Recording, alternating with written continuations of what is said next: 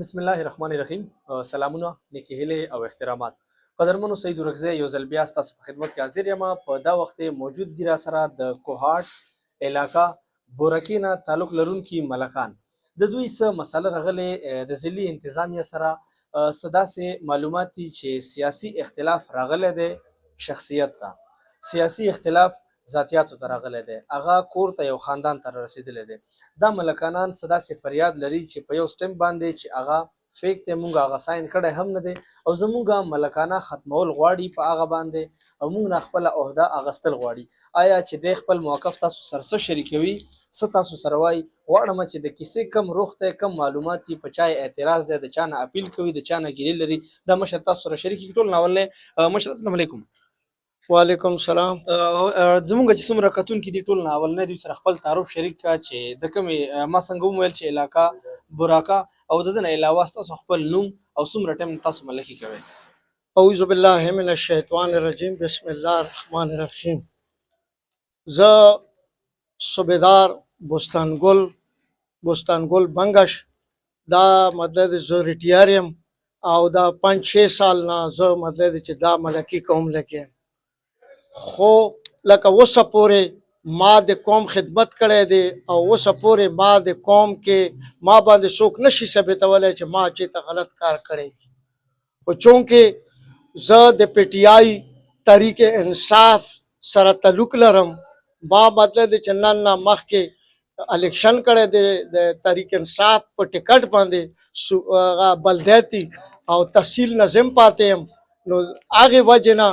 د مو کلی کې چې کوم کسان دي ا د جیوای والا دي، ا د جیوای سره تعلق لري او قبضه مافیا دي. قبضه مافیا دي ما ورته بار بار ویلي دي چې تاسو دا قبضه مافیا پرېږدئ، دا د قومي شملات دی او قومي شملات نه تاسو وځئ. نو هغې وجې نه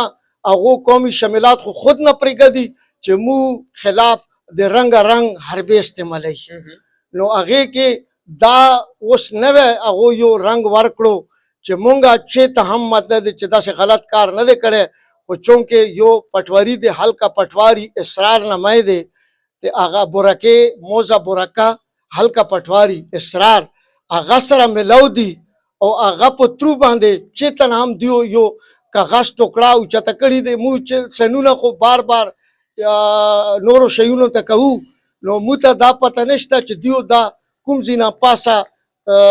نمای بدله کړي دی او لاندې مو سنونه ورسره ټچ کړي دي او دیو یلی دي چې یاره دا تاسو دا غلط کار کړی د پنشن والا. مو ورته وی چې دا خو مو سره پنشن والا کیس کړی نه دی، دا مو دغستونه خو دا چا لګولی دي، تاسو دا غلط کار کړی دی، دا لګېدلی دي،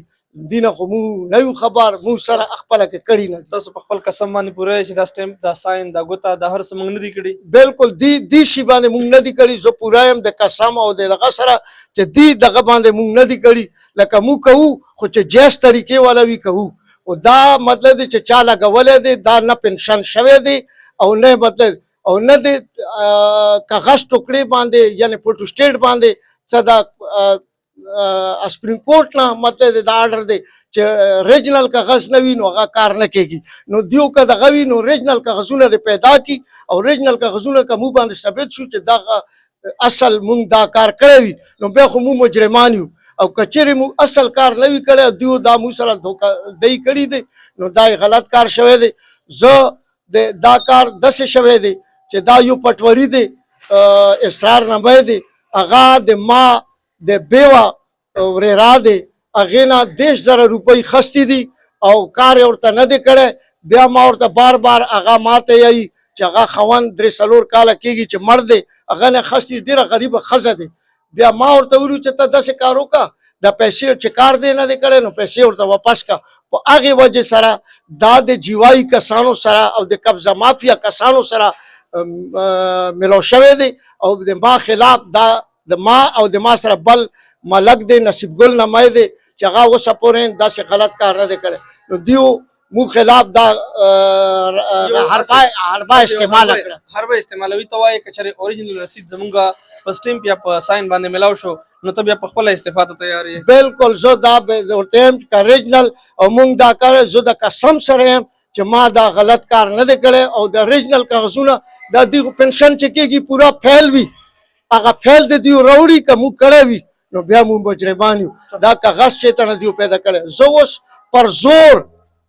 اپیل کوم د تحریک انصاف ته چې ما دا نن نه 5-6 سال مخکې بلدیاتي کې 1450 وټونه خستی دي او دغه کې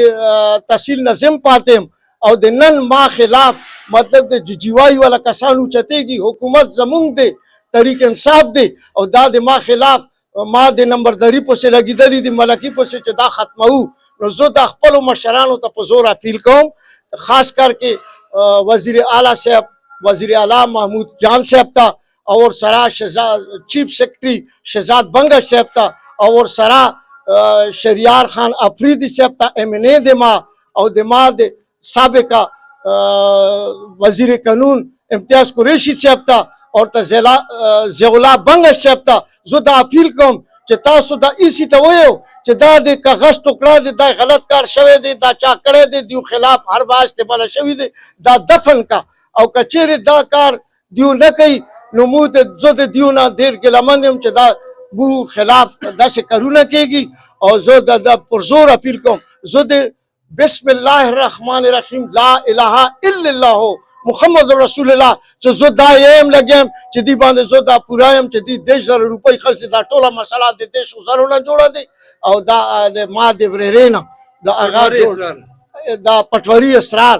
دا دغه کړي دي او باقي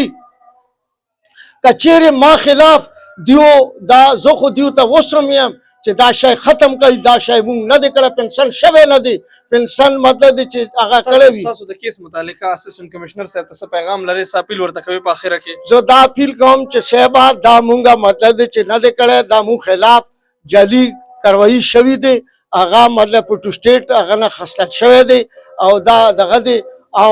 انسان نه غلطي کېږي خو غلط مونږ نه دی کړی او دا یو ځل مونږ ته دا موقع راکړه که چا هم کړی مونږ غلط نو انشاءالله تعالی مونږ دا وګوره چې مونږ چې ته غلط کار مخکې به نه وي کړی نه به وروسته کوو او که چیرې دا شی تاسو نه ختموئ ما دغه کېږي زه د خپل دغه نه عدالت حق محفوظ لرم زه به عدالته پورې سپریم کورټه پورې به زه دې شي باندې به ځم او تحریک انصاف ته بیا پر زور اپیل کوم چې دا د EC1 ته دا خبره وکړي چې دا تا ته یو کینار نامه دی یو طاهر نامه دی هغو دا خبره کړې دی او دا هغو سینونه مو باندې کړي دي هغو مطلب دی چې قبضه مافیا کې دي ورسره پورا لیست زه انشاءالله تعالی چې پورا لیست به لګوم او د EC صاحب ته به ورکوم او د DC صاحب ته به ورکوم چې دا وګوره چې دا قبضه مافیا دي که نه دي ټیک شو ډېره مهرباني هو ګرانو کتونکو یو دوه درې مشران را سره موجود دي په خوا کې تاسو کتلی شئ ټول د علاقې مشران را جمع شوي دي را سره